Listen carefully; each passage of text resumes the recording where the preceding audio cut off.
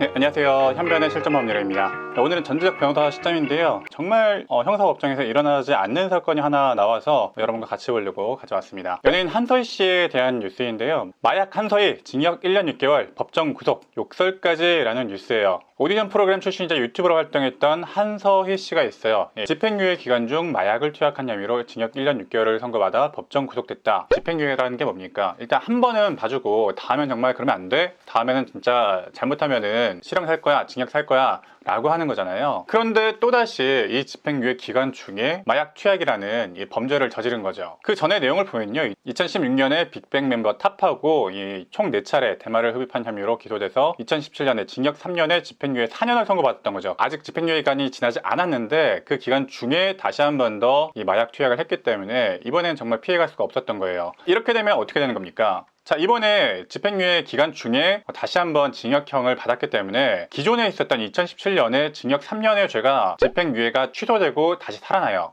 네, 3년이 추가되는 거예요. 그러면 이번에 징역 1년 6월이 선고가 됐잖아요. 1년 6월 플러스 3이 돼서 4년 6월을 살아야 되는 겁니다. 상당히 긴 기간인데 정말 2017년에 한번 봐줬는데 그럼에도 불구하고 이 집행유예 기간 중에 또다시 같은 범죄를 저질렀기 때문에 이번에는 정말 피해갈 수가 없고 그 전에 유예가 되었던 형까지 살아나면서 엄청나게 긴 형량을 살게 될 수밖에 없을 것 같습니다. 자, 사실은요, 이렇게 집행유예 기간 중에 또다시 범죄를 저지르는 것 그렇게 뭐 희귀한 일은 아니에요.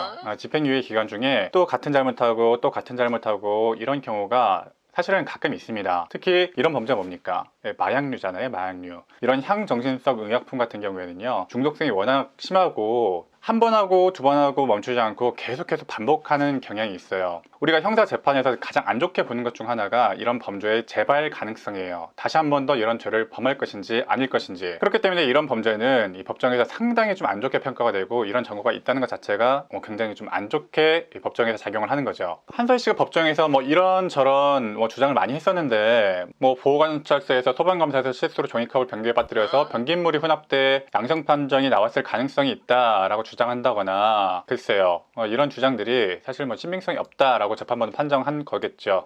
재판부도 말하고 있죠. 집행유예 기간 중에 이같이 똑같이 동종 범죄를 저지르는 것은 굉장히 좀 안 좋게 보여질 수밖에 없고 그렇기 때문에 바로 법정 구속된 겁니다. 자, 사실은 이렇게 똑같은 범죄를 하고 다시 한번 이런 재범을 해서 집행유예가 취소되고 원래 있던 징역형에다가 또다시 징역형이 엎어치게 되는 경우는 그렇게 희귀한 일은 아니에요. 근데 제가 이 사건을 가져온 건요, 정말 좀 희귀한 일이 있었죠. 정말 세상에는 정말 다양한 사람들이 있는데요, 대부분의 사람들은 이 형사법정, 이 형사재판에 가게 되면은 웬만하면 얌전해져요. 왜? 구속되니까. 잘못하면은 구속될 수가 있으니까 웬만하면 이 형사법정에서는 얌전히 선고를 기다리는 것이 일반적인데, 근데 이 한서희 씨 같은 경우 어떤 일이 있었냐면요, 우리가 선고 기일에 법정 구속이 될 때는요, 우리가 들어왔던 문하고 다른 쪽문이 있어요. 쪽문에서 이 법정 경위가 이렇게 기다리고 있다가 판사님이 이 법정 구속을 선고하게 되면은 그 선고받은 이 피고인을 이렇게 그 쪽문으로 데려갑니다. 그렇게 바로 사유가 단절되고 법정 구속이 시작되는 거죠. 그날부터 1일이에요. 이거 아닌데? 그날부터 법정 구속 징역형의 1일을 기산해서 살기 시작하는 겁니다. 소위 깜빵에 가는 거죠. 이 한서희 씨 같은 경우에는 끌려가시기 전에 마지막 발언 기회를 받으면서 좀 욕설을 했다고 해요. 네, 이런 경우는 정말 많이 없어요. 정말 이런 일이 있었다고 하니까 좀 놀랐는데, 판사가 선고 발언 기회를 주자 한 씨는 이건 아니라고 생각한다. 저 도망 안 갈 건데요? 구속 안 될 건데요? 판사님 지금 뭐 하시는 거예요? 실형을 선고할 이유가 없잖아요 라고 하면서 진짜? 라고 하면서 욕설까지 내뱉었다고 해요. 이런 경우 진짜 없어요. 우리가 형사법정이라는 그 무게감도 있지만 만에 하나라도 나의 형량이 더 늘어날 수도 있기 때문에 판사님이 솔직히 좀 엄격하신 분이라면은 선고 전이라면 올려치기 하시는 경우도 있고 항소심까지 좀 안 좋게 작용할 수도 있기 때문에 형사법정에서 소위 난동을 부린다던가 이런 욕설을 하시는 경우는 거의 없어요. 만약에 이렇게 형사법정에서 하는 행동이나 욕설 같은 것이 법정 모욕으로 비춰지게 된다면은 이건 별도의 죄가 돼요. 형법 138조에 법정 모욕죄라는 게 있는데 이것도 역시 별개의 죄를 형성합니다. 그것뿐만이 아니라 우리 법정에는 감치에 관한 재판이라는 게 있어요. 감치에 관한 재판에 따르면은 만약에 법정에서 이런 좀 난동을 부리거나 어떤 욕설을 한다거나 어떤 소란을 일으킨 사람의 경우에는 감치에 관한 재판을 통해서 그 즉시 감치에 관한 처분을 재판 재판부가 할 수 있는 권한이 있습니다. 법원 조직법에 보면요, 20일 이내에 감치에 처하거나 100만 원 이하의 과태료를 부과할 수 있다라고 하고 있어요. 저도 형사재판 진행하면서 딱 한 번 본 적이 있는데, 그분은